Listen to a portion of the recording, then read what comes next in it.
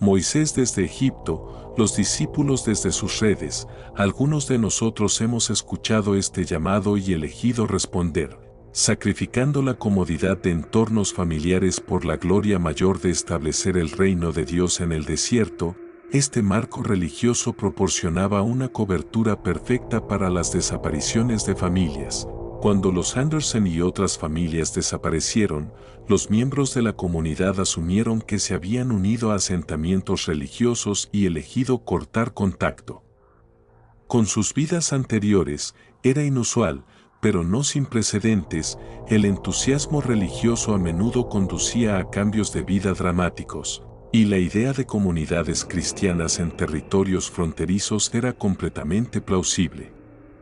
Thompson incluso arreglaba el envío ocasional de cartas a Millbrook, supuestamente de familias que se habían establecido con éxito en estas nuevas comunidades. Las cartas, escritas en realidad por asociados en ciudades distantes, describían emprendimientos agrícolas exitosos, comunidades religiosas en crecimiento y una profunda satisfacción con sus nuevas vidas. Estas comunicaciones reforzaban la historia de cobertura mientras desalentaban investigaciones adicionales. Para 1875, la operación de Thompson había evolucionado a algo sin precedentes en la historia criminal estadounidense. Un programa sistemático de destrucción de familias disfrazado de ministerio religioso, operando con la plena confianza y apoyo de su comunidad víctima.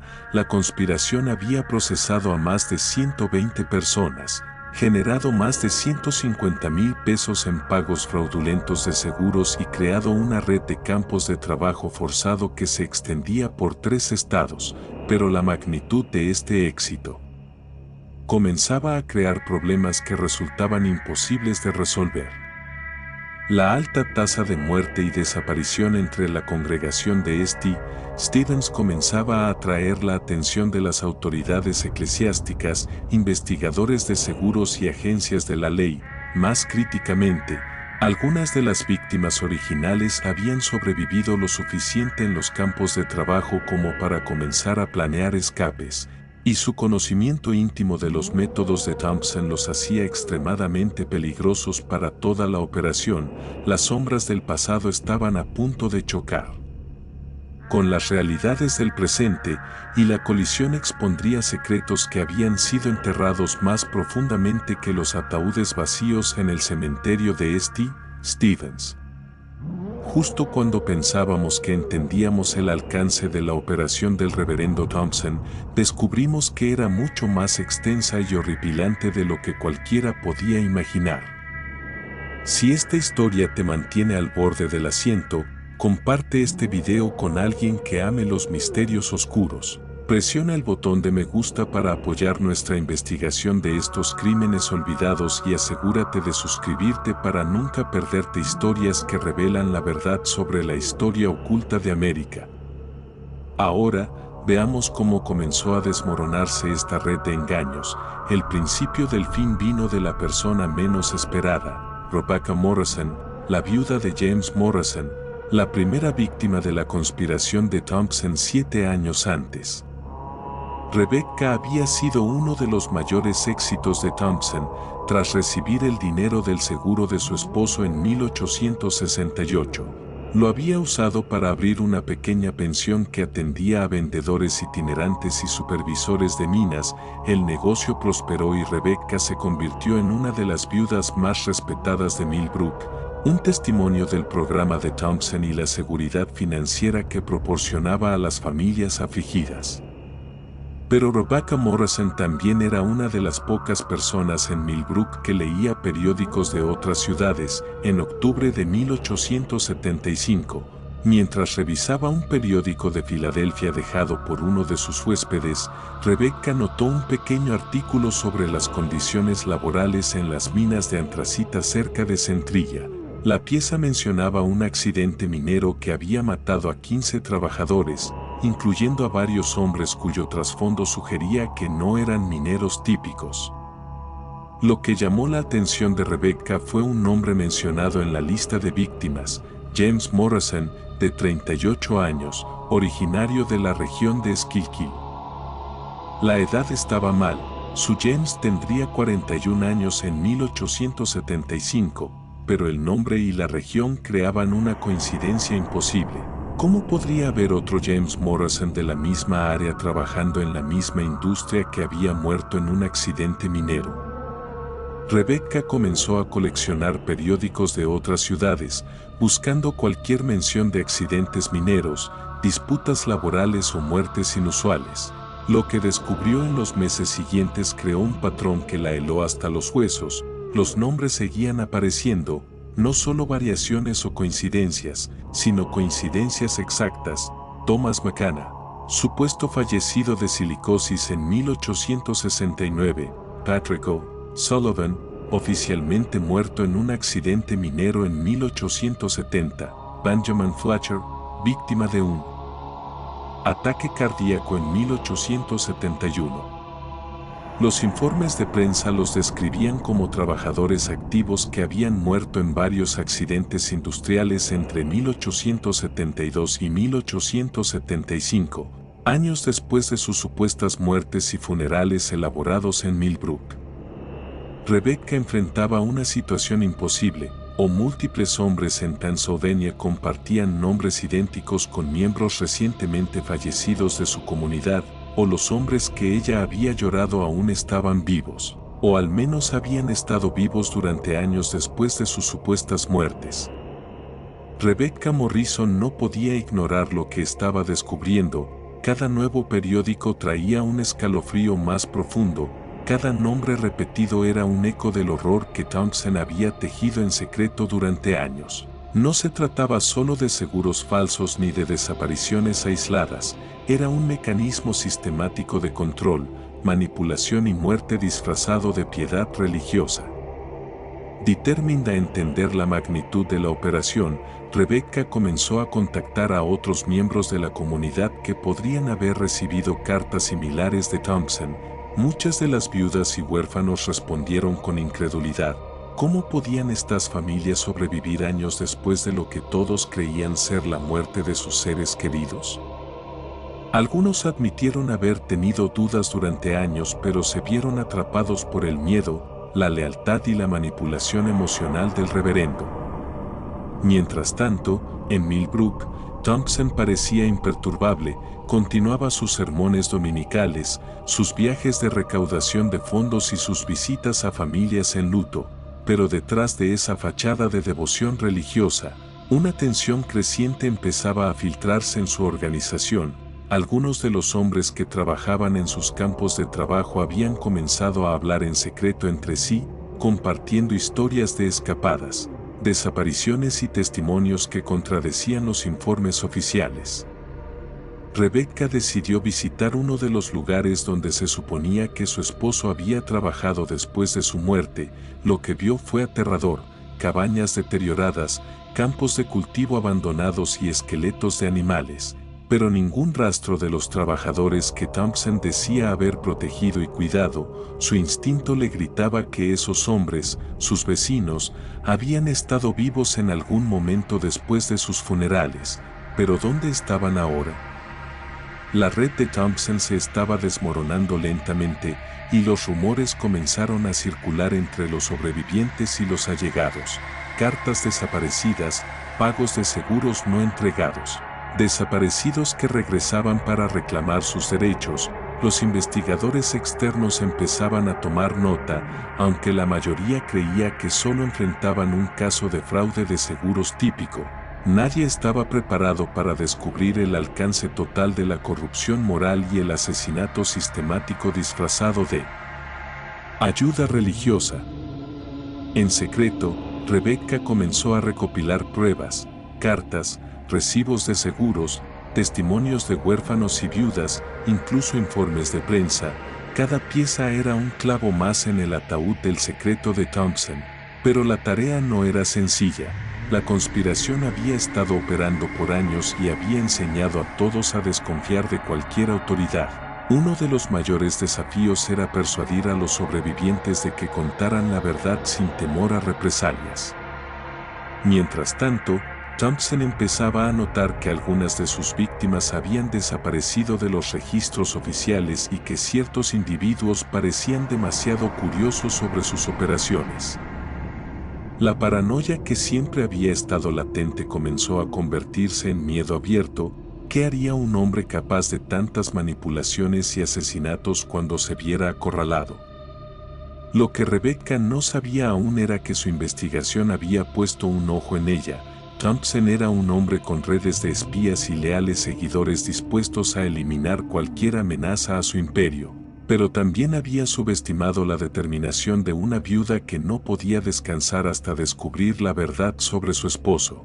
Su búsqueda de justicia estaba a punto de encender una serie de eventos que pondrían en riesgo no solo su vida, sino la de todos los involucrados en esta macabra conspiración.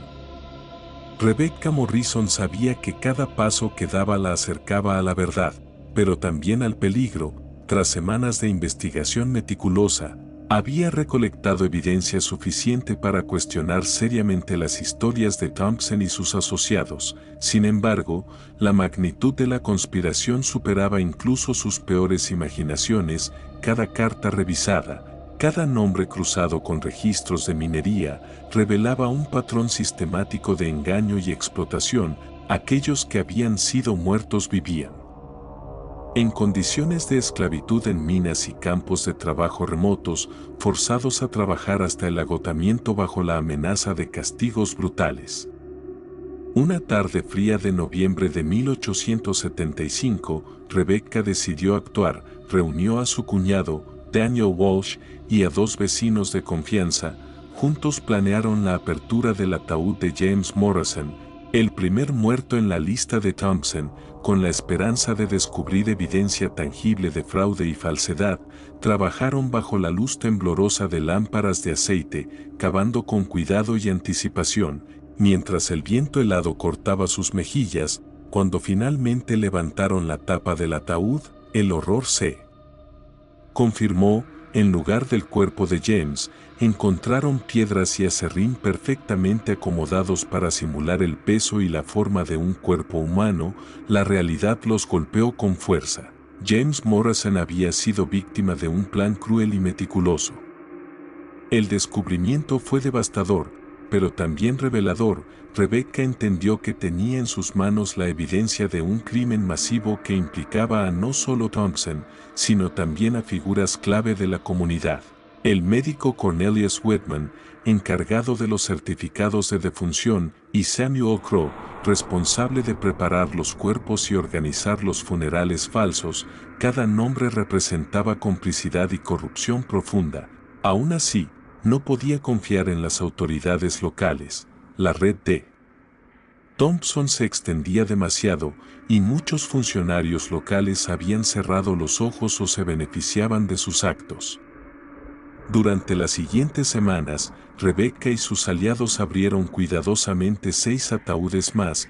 Cada uno contenía el mismo hallazgo macabro: cuerpos falsos, sustituidos por materiales inertes. Un engaño calculado para mantener a las familias en la ignorancia y asegurar pagos fraudulentos de seguros.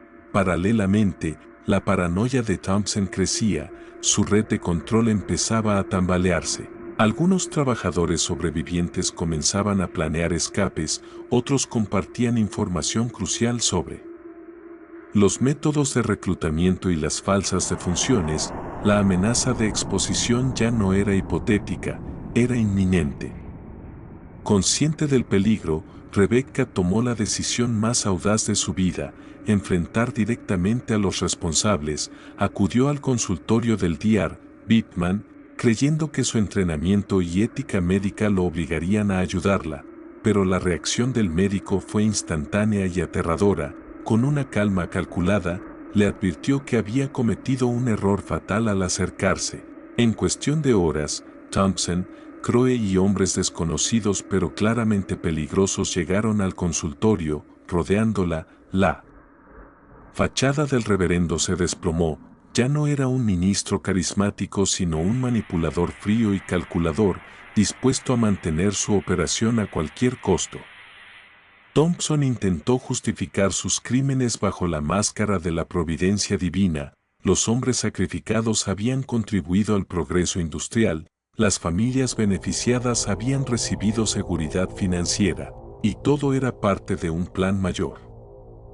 Pero Rebecca, implacable, lo confrontó directamente: no sirves a Dios, sirves a ti mismo, has convertido nuestra iglesia en un matadero, nuestra comunidad en un campo de caza y nuestra fe en un mercado de almas humanas. Su acusación destrozó cualquier pretensión moral que Thompson hubiera intentado sostener.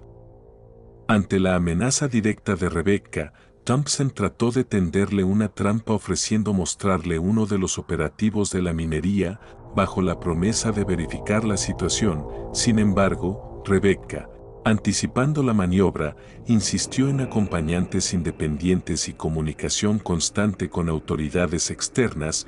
Esto convirtió la propuesta de Thompson en una imposibilidad. Cualquier intento de eliminarla habría dejado evidencia irrefutable de su culpabilidad. La tensión en la habitación alcanzó su punto máximo. Samuel Crowe, finalmente, expresó en voz alta la crudeza de la situación. Si Rebecca sobrevivía, la conspiración se derrumbaría; si no, todos podrían ser descubiertos igualmente. Rebecca había tomado precauciones cruciales, había enviado copias de toda la evidencia a la policía estatal y a periódicos de Filadelfia, asegurando que cualquier intento de silenciarla fallaría. Cuando Thompson entendió que no podía controlarla, recurrió a un último recurso de chantaje moral, alegando que exponer la conspiración dañaría a los mismos trabajadores y familias que decía proteger. Pero Rebecca respondió con claridad: esos trabajadores son esclavos, esos pagos fueron robos. Disfrazados de ayuda, este pueblo merece la verdad. Esa mañana de diciembre marcó el inicio del fin para Thompson.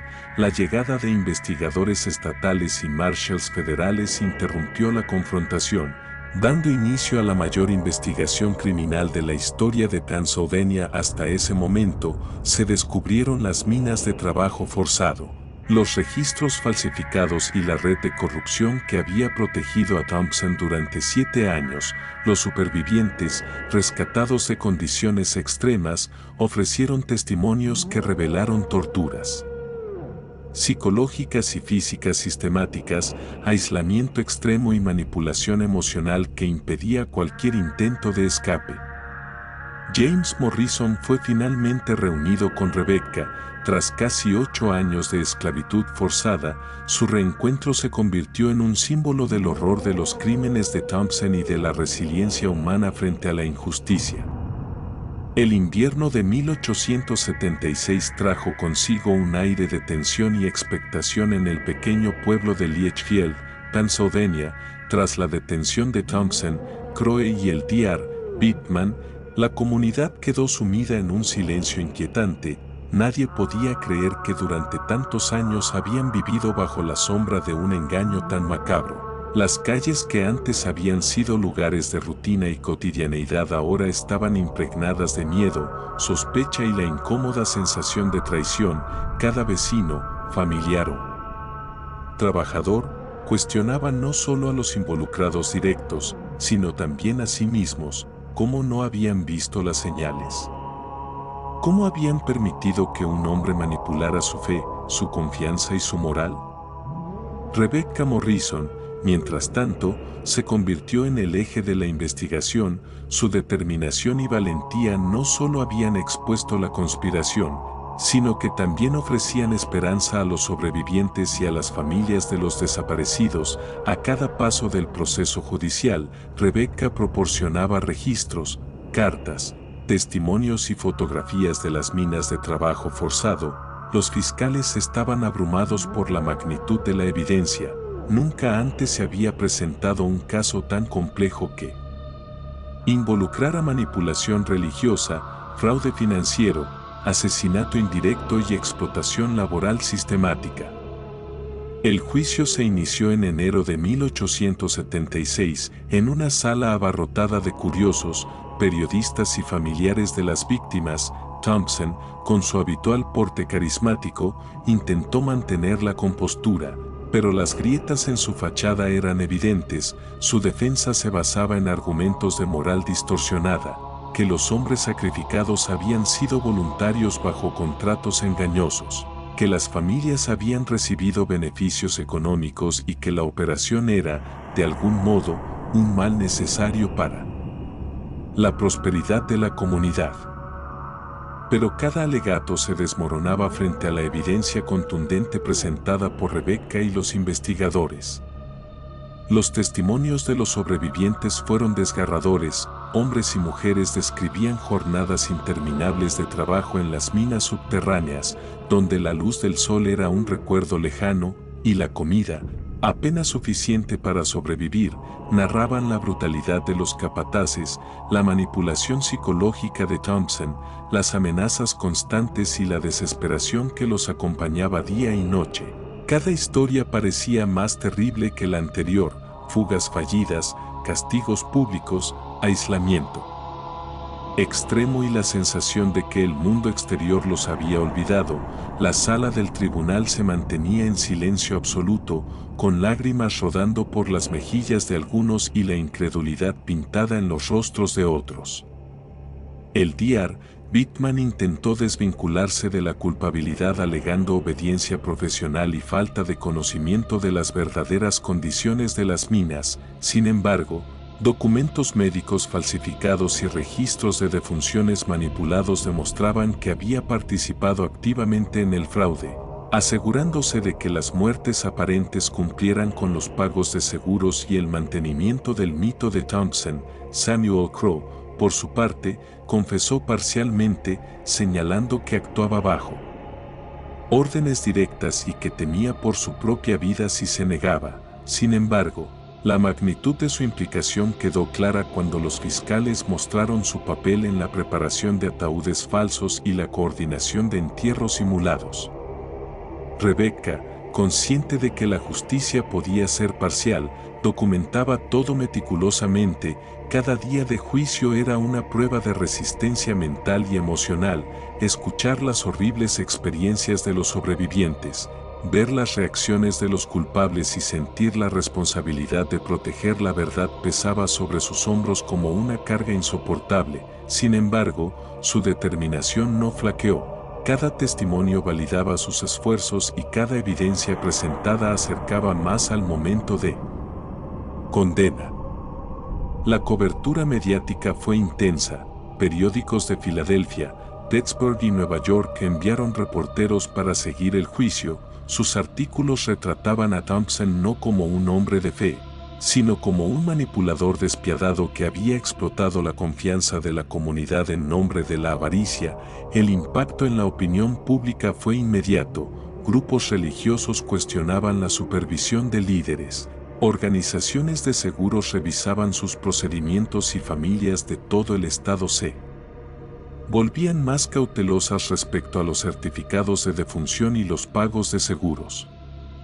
Después de semanas de testimonios y deliberaciones, el veredicto llegó en una fría mañana de febrero. Thompson fue declarado culpable de múltiples cargos: fraude masivo, conspiración, manipulación emocional y explotación laboral.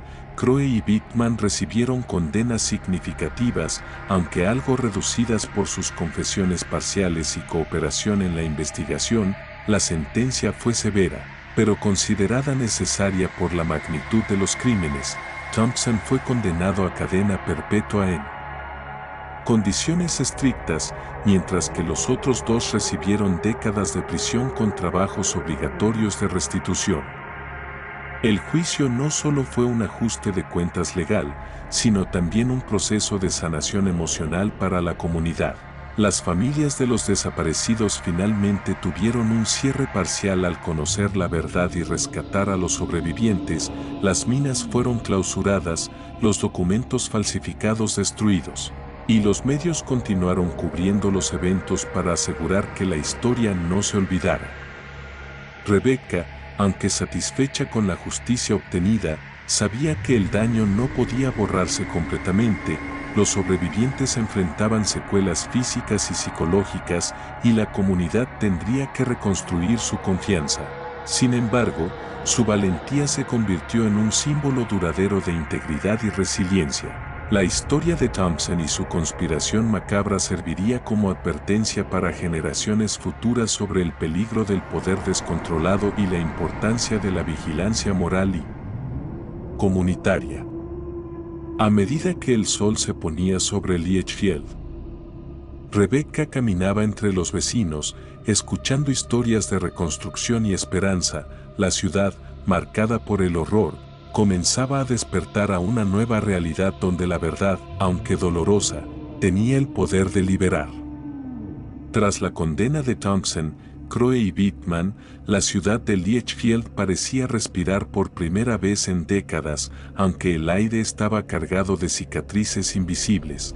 La magnitud de los crímenes había dejado marcas imborrables en cada calle, en cada casa y en cada corazón. Sin embargo, el juicio había plantado una semilla de esperanza y resistencia. Los sobrevivientes comenzaron un proceso de reintegración social que sería largo y arduo. Algunos lograron recuperar pequeñas parcelas de sus vidas perdidas, mientras que otros luchaban contra recuerdos que no podían borrar, pesadillas que surgían en la noche y el constante temor de que alguien, en algún lugar, aún pudiera manipularlos como Thompson lo había hecho. Rebecca Morrison se convirtió en un faro de valentía y determinación. Aunque su papel había sido decisivo, también cargaba con el peso de las historias que escuchó y las injusticias que presenció. En los días posteriores al juicio, escribió detallados informes y testimonios que no solo sirvieron para la historia legal, sino también como guía para otras comunidades sobre cómo prevenir manipulaciones y fraudes. Su vida cambió drásticamente, los periodistas la buscaban, los historiadores la entrevistaban y grupos de defensa social querían aprender de su experiencia, pero más allá del reconocimiento público, lo que realmente la motivaba era garantizar que ninguna otra persona sufriera como los que ella había ayudado a liberar. Mientras tanto, Thompson fue trasladado a una prisión de máxima seguridad. Su arrogancia inicial se desmoronó lentamente ante la realidad de la soledad, el aislamiento y la pérdida total de control. Cada día, las paredes de su celda recordaban el poder que había tenido y cómo la comunidad lo había desenmascarado. Intentó escribir cartas de justificación, pero sus palabras se convirtieron en un reflejo patético de su desesperación y negación, incluso los intentos de manipulación a distancia resultaban inútiles. Los sobrevivientes y la sociedad habían aprendido demasiado para volver a ser engañados. Crowe y Bateman, aunque condenados, encontraron formas de redimirse parcialmente a través de trabajo comunitario y apoyo a las familias afectadas. Su arrepentimiento no borraba sus actos, pero ofrecía un ejemplo de que incluso aquellos que habían sido cómplices podían intentar reparar, de alguna manera, los daños infligidos. Sus vidas se convirtieron en un recordatorio de la complejidad de la naturaleza humana. La línea entre víctima y culpable a veces es difusa, y la redención, aunque parcial, es posible si existe conciencia y esfuerzo. En Lichfield, la vida diaria poco a poco retomó su curso. Las minas cerradas fueron convertidas en memoriales y espacios de educación comunitaria, donde los visitantes podían aprender sobre los horrores que habían ocurrido y las medidas de prevención para evitar su repetición. Escuelas locales integraron la historia de Thompson y la labor de Rebecca en sus programas educativos, enseñando a los jóvenes la importancia de la ética, la justicia y la vigilancia ciudadana. Las familias que habían perdido miembros en las conspiraciones finalmente pudieron rendir tributo a sus seres queridos, con ceremonias que mezclaban duelo y celebración de la vida recuperada. El impacto psicológico, sin embargo, persistió. Muchos sobrevivientes sufrían de trastornos de estrés postraumático, miedo crónico y dificultades para reintegrarse a la sociedad.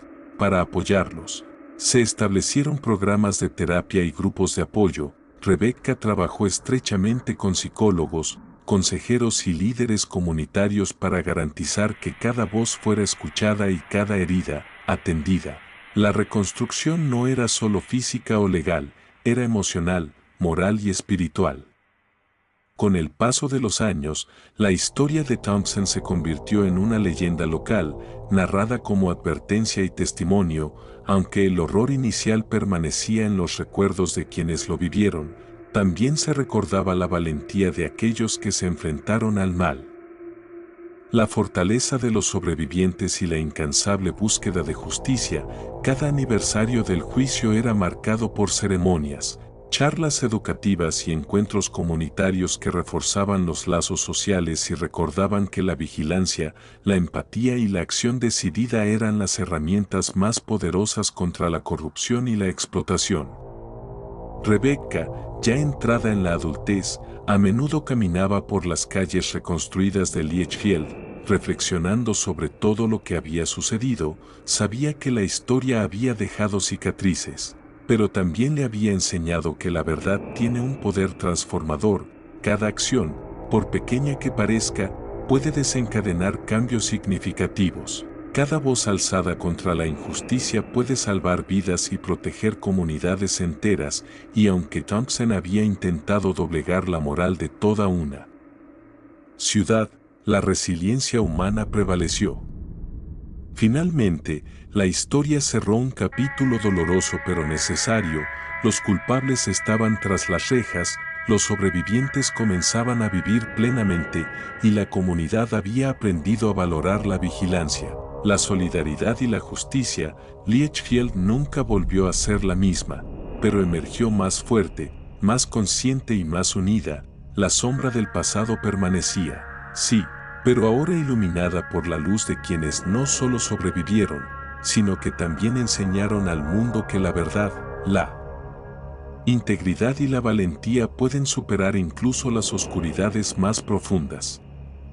Y así, en la tranquila luz del amanecer, entre calles aún marcadas por la historia pero llenas de esperanza, Rebecca susurró para sí misma: el miedo puede haber gobernado nuestras vidas, pero la verdad siempre encontrará la manera de liberarnos, y nosotros, finalmente, estamos libres.